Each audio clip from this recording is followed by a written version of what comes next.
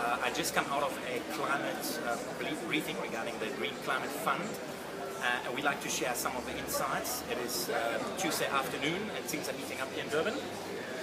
It looks like we are having a Mexican standoff, and I'm quoting one of the gentlemen that's much closer to the process than us, who mentioned in a meeting between the developed and the developing countries around certain of the issues with the Green Climate Fund.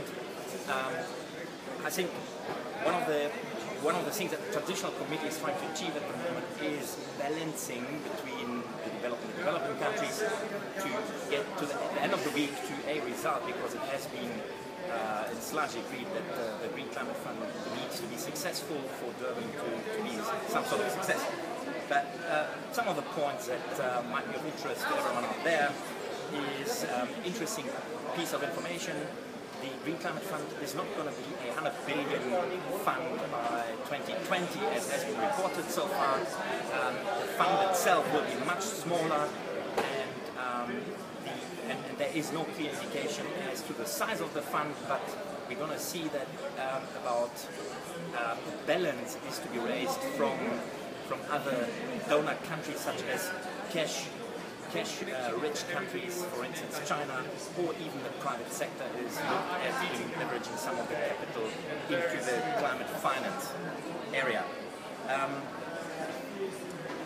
The private sector facility is still a very tense issue in the discussion, mainly the developing countries seeing that as some sort of competition and wanting to introduce a barrier as some sort of level of control, basically make it mandatory to get approval for these funds on a national level. We haven't seen any results going forward. That I'm hoping for that tomorrow. Main donors such as the United States, for instance, are not willing to pledge to the fund as of now because the framework hasn't been agreed upon, and we are waiting for this to happen as well. So it's a bit of a chicken and egg problem. A note from us, from Nedbank Capital, we really need to see the results. Maybe it comes in Saturday night late in terms of the Green Climate Fund, because it's going to be vitally important for the private sector and for the financial sector to have certainty going forward. Thank you very much.